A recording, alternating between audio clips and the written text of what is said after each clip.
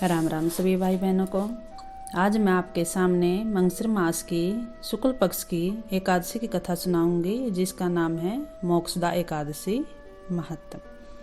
श्री युधिष्ठिर बोले कि हे भगवान, आप सबको सुख देने वाले हैं, जगत के पति हैं, इसलिए मैं आपको नमस्कार करता हूँ। कृपया कर मेरे एक संशय को दूर कीजिए।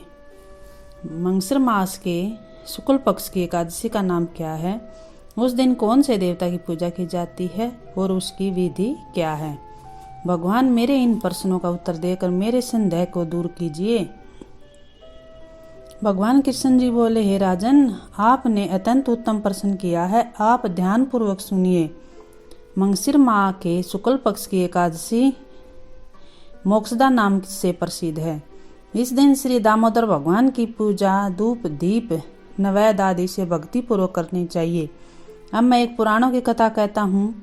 इस एकादशी के व्रत के प्रभाव से नरक में गए हुए माता पिता पुत्रादि को स्वर्ग की प्राप्ति होती है।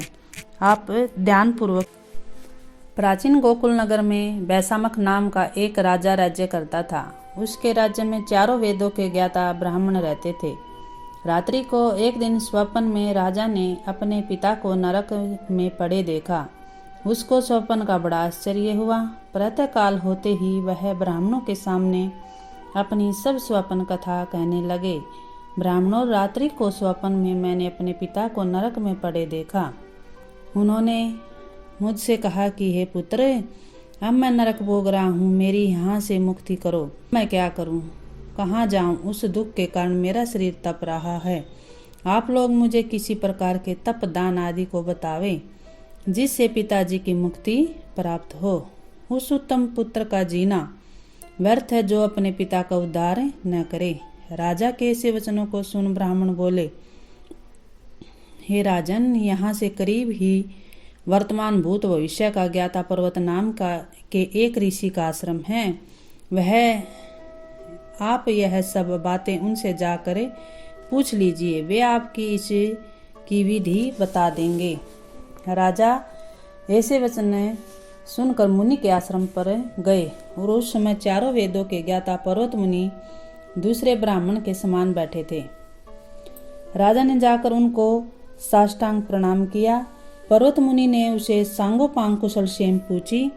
तब राजा बोले, हे देव ऋषि, आपकी कृपा से मेरे राज्य में सब कुशल है, परंतु मेरे मन में अशांति रहती है, उसका कुछ उपाय कीजिए। ऐसा सुनकर पर्वत मुनि ने एक मुहूर्त के लिए नेत्र बंद कर लिए और भूत भविष्य को विचारने लगे। फिर बोले, हे राजन, मैंने योग बल के द्वारा तुम्हारे पिता के समस्त कुकर्मों का ज्ञान प्राप्त कर लिया है। उन्होंने पूर्व जन्म में कामातुर होकर सोत के कहने पर एक स्त्री को ऋतुदान मांगने पर भी नहीं दिया।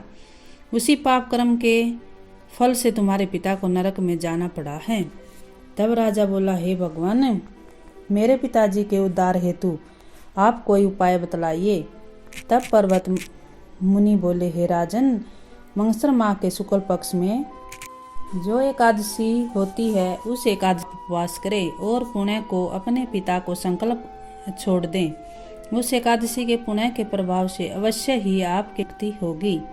मुनि के ऐसे वचनों को सुनकर राजा अपने महल को आया और कुटुंब सहित मोक्षदा एकादशी का उपवास किया।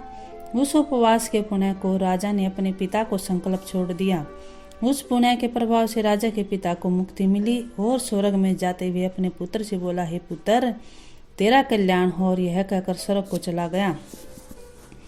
मंगसिर माह के शुक्ल की मोक्षदा एकादशी का जो व्रत करते हैं, उनके समस्त पाप नष्ट हो जाते हैं और अंत में स्वर्गलोक को जाते हैं।